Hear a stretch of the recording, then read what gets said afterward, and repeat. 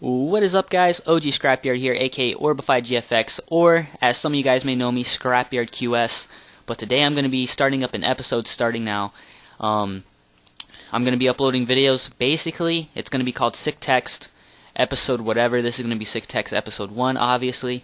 And it's basically where I go on YouTube where I find out how to create these sick text in Cinema 4D. And pretty much these texts can be used for backgrounds or whatever, but yeah, this is Sick Text episode 1, and let me show you guys what I'm going to be creating here today. I found this tutorial on Wilson HD's channel, so I will put a link into the description of his YouTube as well. And let me find this real quick. We're going to be creating something similar to this right here. Pretty nice. It's got the lava outline. It's got the Greebler. And another thing, you do need the plugins Greebler, and what's the other one? Reeper. So if you do not have those plugins, this video is probably not for you. I recommend getting those because the videos I'm going to be uploading about creating the sick text is going to require a lot of these plugins. This one requires Greebler and Reeper. So yeah, I will put a link in the description of what they're called so you can search them up on YouTube and try and find out how to get them. But anyways, I will put this download to the Lightroom in the description. I'm going to be using this Lightroom for probably all of my sick text tutorials. So yeah, guys, let's get started. First, you want to go to MoGraph, MoText, and I'm going to position my text. This Lightroom is a little off with the angle, so I'm just going to position it kind of how I want it. A good way to position it is look where this green line is going down vertically, and have it match up with the line that's kind of right by it. It's kind of hard to see, I know, but there we go. I'm just going to go ahead and say that's it. And for the sake of the tutorial, I'll just put my name, James, in all caps. It doesn't really matter with the font that I'm using. At least I don't think it does. But, yeah. And in the tutorial that the guy used, Wilson HD, he didn't say make the depth bigger. I like my depth a little bit more bigger, so I'm going to go ahead and put that to 30. That's optional. And I'm going to go ahead and make this smaller by clicking on this little icon right here, the scale tool, and I'm going to scale it down kind of to the size that I want it. Doesn't matter what size you choose, but I recommend putting it kind of like the size I have it right now. The exact size is 145.39. Depending on the font you use, you don't have to use the same font that I use. If you don't like this font, just choose another one. But I kind of like this font. So yeah, there's the font right there. And basically what you do is you click on the text, and then MoGraph, Effector, and then Random. And this basically just jumbles it up. Bring down the strength a little bit to your likings. I like mine about right there. Oh, and another thing, I forgot. You have to position the text going down. Put it at an angle like this. This is a good... I mean, you don't have to. It looks way better if you do this. It may seem stupid at the very beginning, but trust me, it comes out just fine whenever you render it. Kind of have it leaning as it's laying on the ground or something. There we go.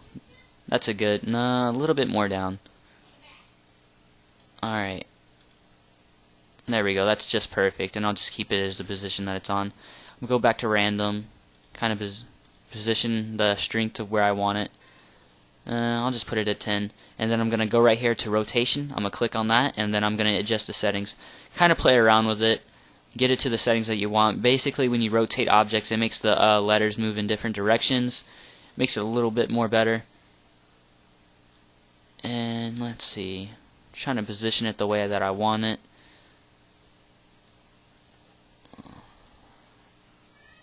Trying to get in there with it.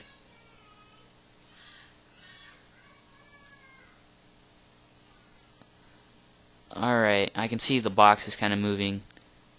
It does take a little while with my mouse. I don't know why. There we go. I kind of like the way that looks.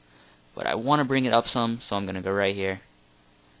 Alright, and there we go. That's step 1.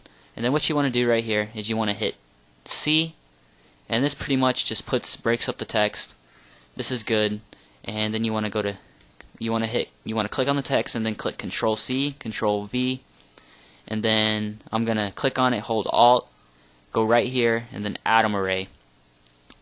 This pretty much puts an outline of the text, but I don't want it that big. I'm going to set the cylinder radius to 1 and the sphere radius to 1, and I'm going to bring down the subdivisions to about 5. There we go. And drag in any color you want. I'm just going to use the blue down here. And if you're using a color correction, it obviously does not matter what color you put on. Make sure that comes out the way you want it. And then what you want to do now is click on the MoText, the very beginning one that you made that broke up. And you want to hit Control C, Control V. And then you want to grab the lava material that's all the way at the top. Oh wait, no, you don't want to do that yet. Sorry guys. You want to go to Plugins, Greebler, and this is where the first plugin comes into play. And you want to just hit Greebler. And then you want to drag the text right into Greebler. And it basically puts this outline right here of, I don't know, it's kind of just bulges it out. I don't know how to explain it. And then this is where you want to drag the lava onto the Greebler. And it basically does that right there. It puts a lava effect.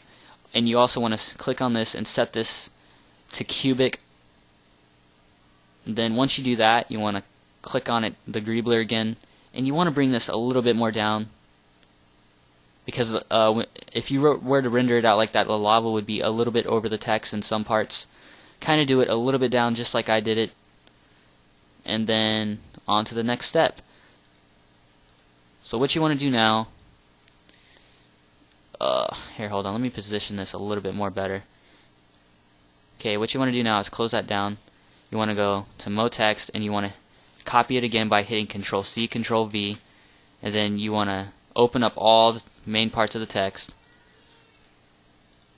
all the way down to the whatever these are, the spleens, yeah. And then you want to click on the first spleen and then you want to control click on the rest. Make sure you hit only the spleens. And then now you want to hit Control C, Control V, and this copies all the spleens, and then you want to click on the MoText that you copied earlier and delete it. So now you're just left with the spleens. Now what you want to do is go to Plugins, and then you want to go to Reeper. This is where the second plugin comes into play. And then you see it's right there, and then now I have 5 letters, so I'm going to have 5 Reapers, so I'm going to Control C, Control V, copy it 4 times, which equals out to 5, and then I'm going to drag my letters into the Greeblers.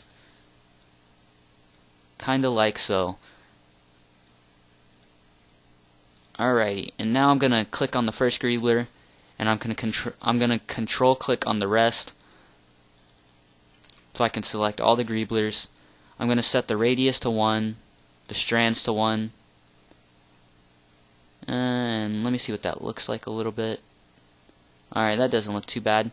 And then I'm going to drag on the same color that I used for the outline, which is this blue right here. Oh, let me group it first. Alright. I'm going to click on the bottom one and then shift click and then Alt G, and this groups all the text. And then I'm going to drag on the blue. And there we go. It's on there, and this is pretty much it of the tutorial. You just want to render it out. But yeah, guys, once you're done rendering out, I will do the Photoshop tutorial. So yeah, I'm just gonna save this as James text, and I'll start rendering it out. But yeah, guys, I'll catch you guys later, and until then, see you at the Photoshop tutorial.